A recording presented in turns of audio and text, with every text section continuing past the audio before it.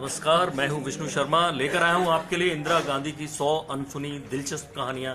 ऐसी कहानियां जिन्हें आप थोड़ा थोड़ा सुनते आए होंगे या नहीं भी सुनी होंगी, वो ऐसी दिलचस्प कहानियां आपको बताएंगे।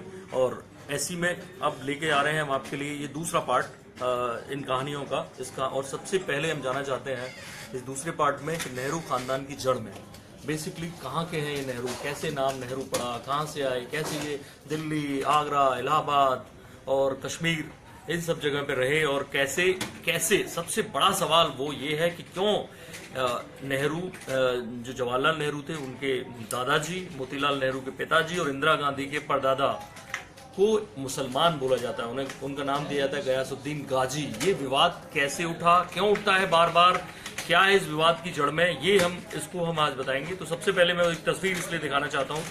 ये तस्वीर है जो मिलती है ये पेंटिंग के फॉर्म में। ये है गंगाधर नेहरू, मोतीलाल नेहरू के पिताजी। और अगर आप ये एक दूसरी तस्वीर है जो उन्हीं की है। अब आप गौर से देखेंगे इस पूरी तस्वीर में, इस पेंटिंग में, ये नाम तो इनका गंगाधर नेहरू, लेकिन जिस तरह की उन्होंने टोपी लगा रखी है, जिस तरह की उनकी दाढ़ी है और जिस तरह का पहनावा है वो मुस्लिम पहनावा मुगलिया सल्तनत जो देखती है जनरली अब ये इस वजह से क्योंकि गंगाधर नेहरू के पिताजी का नाम नहीं मिलता, गंगाधर नेहरू की मां का नाम नहीं मिलता, और इसलिए ये विवाद बार बार उठता है कि क्या वो मुसलमान थे। इस विवाद की और मैं बता रहा हूं, उससे पहले हम जाएंगे, ये बात पूरी बताएंगे, लेकिन उससे पहले जानना चाहता हूं कि नेहरू खानदान आया कहां से। जो नेहरू ने अपनी बायोग्राफी में लिखा, नेहरू जी ने लिखा कि कैसे राजकौल नाम के एक शख्स हुआ करते थे। ये 1716 की बात है। फरूख सियर एक 1713 से लेकर 1719 तक मुगल बादशाह हुए थे दिल्ली के। 6 साल तक वो बादशाह रहे। वो कश्मीर घूमने गए, वहाँ फारसी और संस्कृत के विद्वान थे एक जिनका नाम है राजकौल। नेहरू जी का ये कहना है, इवन इंदिरा गांधी जी का ये कहना था, इनके खानदान की जो ट्री है, उनके खानदान का जो डिटेल पूरी मिलती है उसमें बताते हैं कि राजकौल नाम के जो विद्वान थे वो फारसी और संस्कृत के विद्वान थे। तो वो कश्मीर में रहते थे। फरूख सियर से उनकी मुलाकात हुई, मुगल बादशाह फरूख सियर उनसे इतने प्रभावित हुए, उनसे कहा कि आप दिल्ली आइए। तो राजकौल दिल्ली आ गए। राजकौल को दिल्ली में फरूख सियर ने, क्योंकि मुगल बादशाह था, एक जागीर दी, और कोई नहर थी जिसके पास उन्हें एक घर दिया रहने के लिए। जागीर से उनका खर्चा चलता था कोई छोटी सी, और नहर के किनारे रहने की वजह से उन्हें लोग राजकौल नेहरू कहने लगे। धीरे धीरे कालांतर में कौल गायब हो गए, वो खाली नेहरू रह गए। 140 साल तक नेहरू के खानदान का कोई इतिहास नहीं, ना नेहरू जी के पास है, ना उनके खानदान के किसी के पास है, ना इतिहासकारों के पास है। उसके बाद जो सीन में आता है, जो खुद नेहरू जी को अपने दादा का नाम पता था, उन्होंने उसको मेंशन किया है, उनका नाम उन्होंने दिया गंगाधर नेहरू। गंगाधर नेहरू वो बताते हैं कि दिल्ली पुलिस से मेरा मतलब है जो मुगल बादशाह के समय जो कोतवाल हुआ करते थे, उनका कहना कि गंगाधर नेहरू कोतवाल थे वहां पर दिल्ली में, और यहीं से सारा कंफ्यूजन, सारा विवाद शुरू होता है।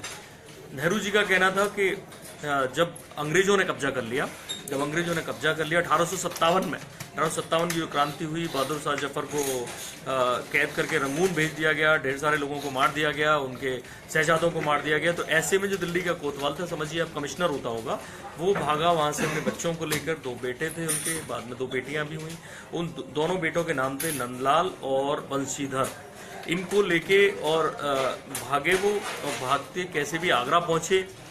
आगरा में जाके वो 32 साल की एज में यही गंगाधर नेहरू, जिसको गयासुद्दीन गाजी लोग बोलते हैं, तो वो क्यों बोलते हैं, क्योंकि वहां से वो दोनों बेटों को लेके गए।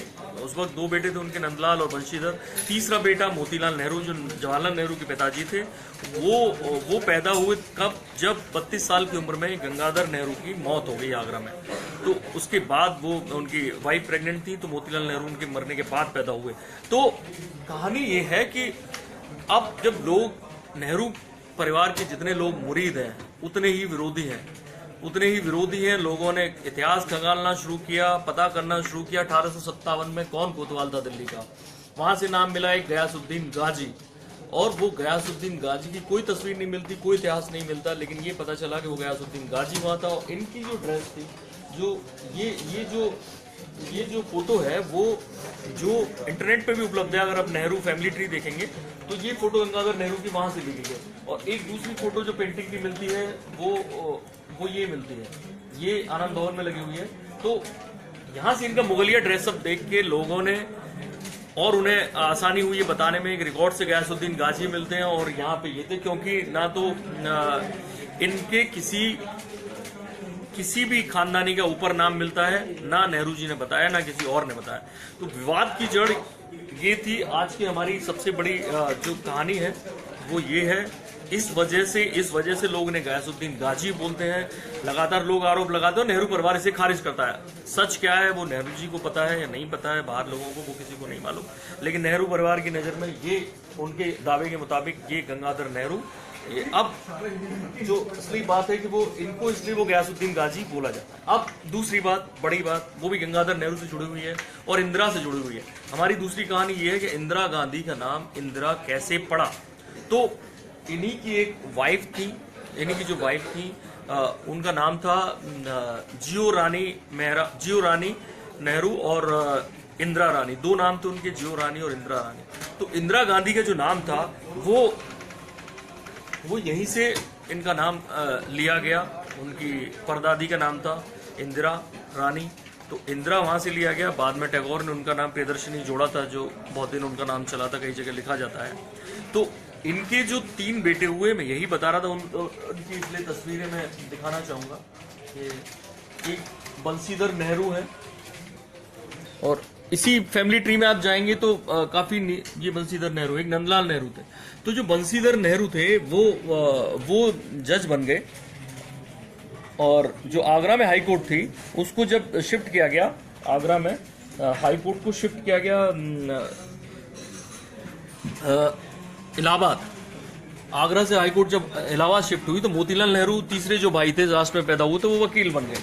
और उसके साथ ही पूरा खानदान, यहाँ ये तस्वीर देख रहे हैं, मोतीलाल नेहरू, उनकी वाइफ, और ये जवाहरलाल नेहरू बैठे हुए हैं, सबसे तीसरे उनके जो बेटे हैं। और मैं इसलिए, तो ये खानदान यहाँ से आगे बढ़ा, और इनके मोतीलाल नेहरू जो तीसरे बेटे हुए, फिर उन्होंने नंदलाल जो थे उनके एक दूसरे बेटे थे, वो दीवान हो गए, मोतीलाल नेहरू वकील हो गए, और बंसीधर जज हो गए। 2 भाई शिफ्ट हो गए वहां पे। दीवान जो हुए थे नंदलाल, वो हुए थे खेतड़ी के राजा के यहाँ। तो जो गंगाधर नेहरू की मौत जब 32 साल के थे तब हो गई, और उसके बाद तीसरा बेटा पैदा हुआ, और यहाँ से ये तीसरी कहानी है।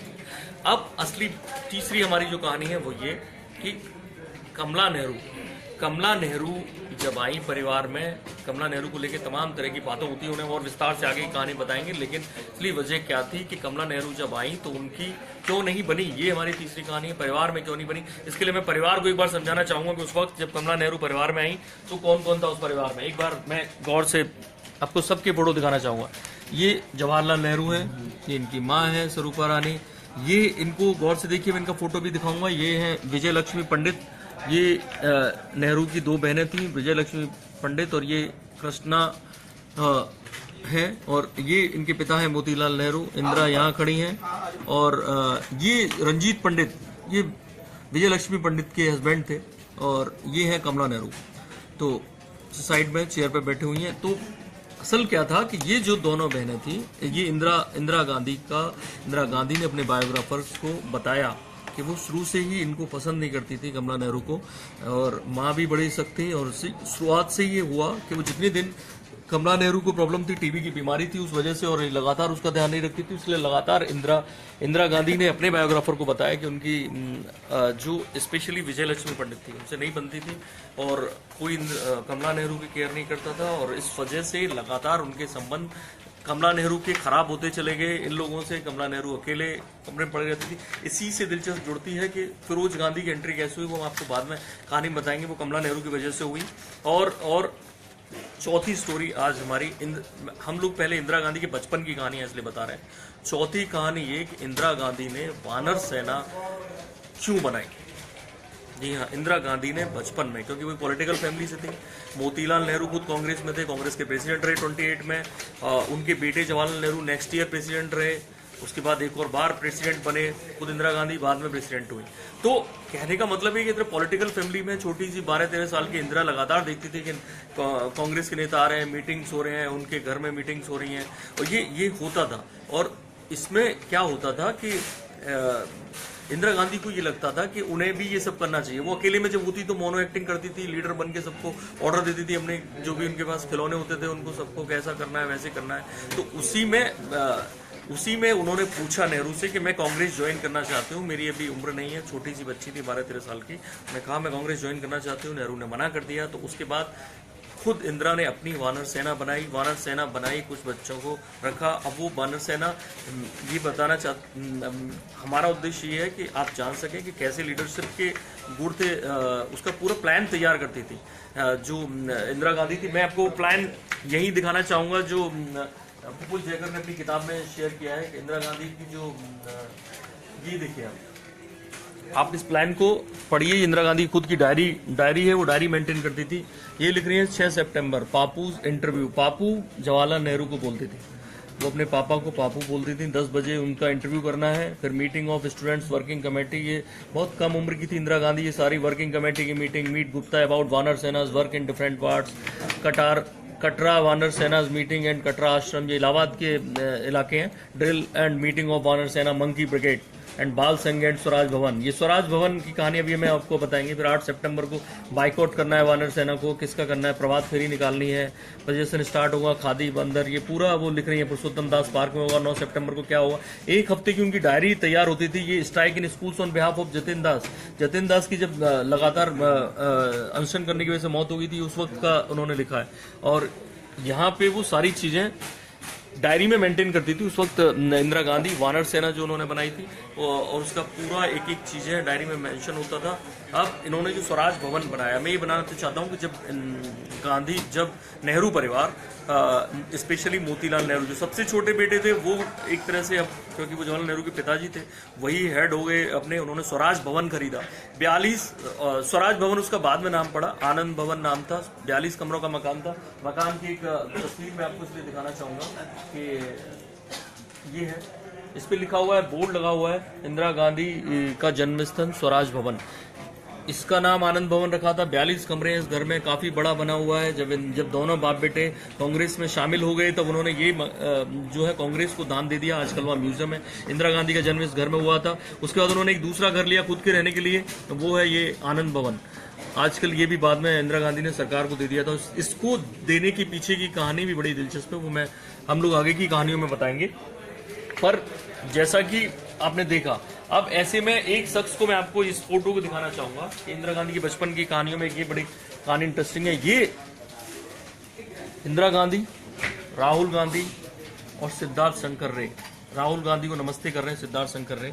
सिद्धार्थ शंकर रे कौन है, ये आगे की कहानियों में आपको इसलिए बताएंगे। उनके साथ इमरजेंसी से इस बंदे का बहुत नाता जुड़ा है। सारी जो लीगल हेल्प जो थी और राय थी वो सिद्धार्थ शंकर रे ने दी थी। पश्चिम बंगाल के मुख्यमंत्री थे। एक बार चित्तरंजन दास, बाबू चित्तरंजन दास, अगर आप गांधी जी के पूरे जब इतिहास स्वतंत्रता संग्राम को पढ़ेंगे तो बाबू चित्तरंजन दास जो थे कांग्रेस के नेता थे बंगाल के, उनका नाम आपको लगातार पढ़ने को मिलेगा।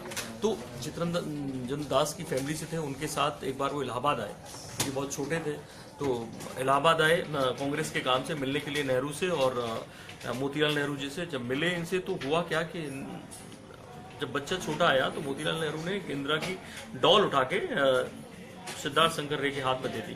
दोनों के बीच में उस डॉल को लेकर इतनी छीना झपटी हुई कि वो डॉल का सर आया इंदिरा गांधी के हाथ में और एक हाथ आया सिद्धार्थ शंकर रे के हाथ। वहां जब ये रोने लगी इंदिरा गांधी, तो मोतीलाल नेहरू ने उठा के उन्हें एक नया मिनी चरखा दे दिया कि लो तुम इसे रख लो ये उसकी जगह पे। तो हुआ ये कि जब ये चरखा उनको मिला, मिला, या मैं चरखे की कहानी इसलिए बता रहा हूँ कि इंदिरा गांधी ने बचपन में अपने दो संगठन स्थापित किए थे। उनमें से ये दूसरा संगठन था बाल चरखा संघ। ये बनाया जब उन्होंने ये लिखा, तो वहाँ से जवाहरलाल नेहरू जेल से लेटर लिखा करते थे कि अच्छा ये अपना उसका वो सूत काटना और उसको रख लेना। अब एक 5वीं स्टोरी है, हम इसलिए जल्दी में आपको बताना चाहेंगे कैसे मोतीलाल नेहरू से ढेर सारे क्लाइंट मिलने आते थे। तो और इंदिरा गांधी ने लाइव बेहोशी देखने के लिए, आप इंदिरा गांधी को इतनी सख्त आयरन लेडी के तौर पे जानते हैं, आयरन लेडी के तौर पे जानते हैं। उनकी एक शरारत हम यहाँ जाते जाते आपको बताना चाहेंगे 5वीं स्टोरी के तौर पे। जब मोतीलाल नेहरू से कोई क्लाइंट मिलने आते थे, कई बेगमें आती थी, कई सारे जब महिला आती थी अच्छे अच्छे संभ्रांत परिवारों की, तो वो क्या होता था कि कमरे में एक पर्दा लगा दिया जाता था। तो जो मोतीलाल नेहरू की वाइफ थी स्वरूपा रानी मेहरा, वो बीच में दोनों के बीच में कम्युनिकेशन करवाने का काम करती थी। तो ऐसे ही एक बेगम आई, और तो इंदिरा लगातार बच्ची थी, देख रही थी उन्हें। वो बेगम आई तो इंदिरा, और वो पर्दे के पीछे बैठी थी, इंदिरा गांधी ने शोर मचाना शुरू कर दिया। तो वो बेगम बोली कि बेटा इतना गुल ना करो वरना मैं बेहोश हो जाऊंगी। शोरगुल वो बोल रही थी कि बेटा इतना गुल ना करो वरना मैं बेहोश हो जाऊंगी। तो इंदिरा गांधी और जोर जोर से चिल्लाने लगी, और जोर जोर से चिल्लाने लगी। बेगम घबरा गई, वो तो मोतीलाल नेहरू और उनकी वाइफ आ गई। वरना इंदिरा गांधी ने बाद में ये बताया कि दरअसल मैं बचपन में जब उन्होंने कहा मैं बेहोश हो जाऊंगी, तो मैंने सुना बहुत था बेहोश हो जाऊंगी, लेकिन मैं लाइव देखना चाहती थी एक तरह से अपनी आंखों के सामने कि लोग बेहोश कैसे होते हैं, इसलिए मैं और जोर जोर से चिल्लाने लगी। तो ये आयरन लेडी की शरारत भरी घटना है। 2-3 हमने आपको बताई, बचपन में ही कैसे उनसे लीडरशिप गुण थे ये आपको बताए, और कैसे नेहरू परिवार का जो मुस्लिम कनेक्शन उसको लेकर होता है बार बार विवाद, ये बताया। और अब आप आगे अगले पार्ट में आपको और इंदिरा गांधी से जुड़ी हुई तमाम दिलचस्प अनसुनी कहानी आपको बताएंगे। बने रहिए हमारे साथ। धन्यवाद, नमस्कार।